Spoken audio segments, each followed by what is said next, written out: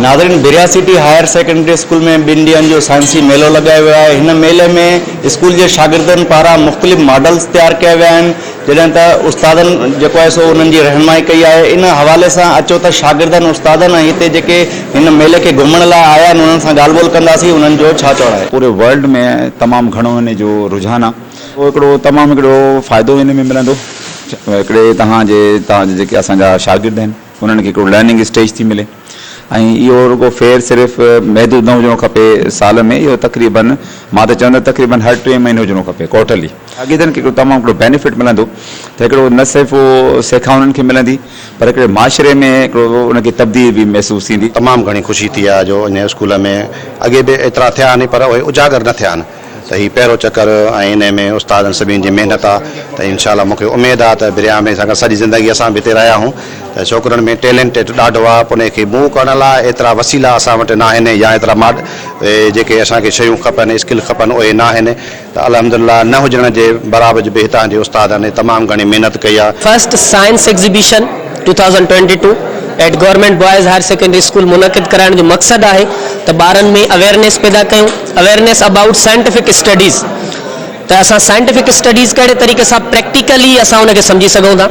असांजा बुक्स जेके आहिनि असांखे थ्योरेटिकली नॉलेज ॾियनि था, प्रैक्टिकली असां उतां सिखी सघूं था, बट प्रैक्टिकल वर्क असां तॾहिं परफॉर्म कयूं। क्रिएटिव थियणो पवंदो। हिननि स्टूडेंट्स खे असां क्रिएटिविटी जे तरफ़ आंदो आहे त ॿार जेको थ्योरेटिकली पढ़े थो उनखे जेको आहे सो प्रैक्टिकली मक़सदनि में आणे, त जीअं उहा शइ उनखे वधीक सुठे तरीक़े सां सम्झ में अचे। हिन एग्ज़िबिशन में solar system, water treatment plant, volcanoes, atomic models, skin layers and microscope ऐं खोड़ सारा ॿिया प्रोजेक्ट्स जिनमें कंप्यूटर प्रोजेक्ट्स भी आहिनि, ऑटोमेटिक डस्टबिन आहे, डैम प्रोजेक्ट आहिनि, स्किन जा लेयर्स आहिनि, एंड कुछ मॉडल्स आहिनि जीअं स्कूल मॉडल आहे या मज़ारे काय जा मॉडल्स आहिनि, उहे पिण हिते प्रेज़ेंट कया विया आहिनि। वाटर ट्रीटमेंट प्लांट ठाहियो आहे। असां जेको रोज़ विझूं त असांजो पाणी एतिरो ख़राब थो थिए, असां नाले में फिटो थो कयो वञे। हिन पाणी खे फिटी करण जे बजाय असां हिनखे साफ़ करे था सघूं, पर असां वटि एतिरी इख्तियारात कोन्हनि, असां वटि सहूलियात कोन्हनि जैसे असां पाणी खे साफ़ करे सघूं।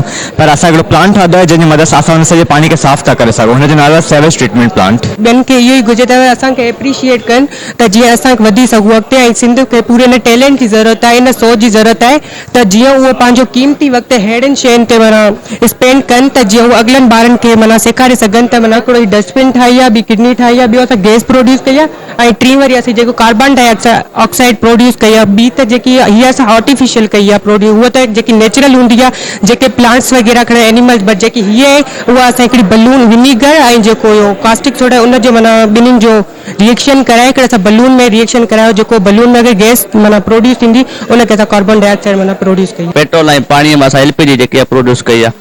असांजी सॼी टीम आहे 5 ॼणनि जी। असां जेको डस्टबिन ठाहियो आहे उन में असां सेंसर यूज़ कयो आहे, हिकिड़ो सोनार सेंसर यूज़ कयो आहे, आर्डिनो यूज़ कयो आहे, हिकिड़ो सर्वो मोटर उहो यूज़ कयो आहे, ऐं जेको असां गैस ठाही आहे LPG उन में असां वाटर यूज़ कयो आहे ऐं पेट्रोल यूज़ कयो आहे। उन असां एयर प्रेशर ॾींदासीं त असांखे LPG मिले, उहा असां ॿार ॾिठी आहिनि। अमित कुर्श सां गॾु नदीम अली मंगी, धरती TV, बिरियासिटी।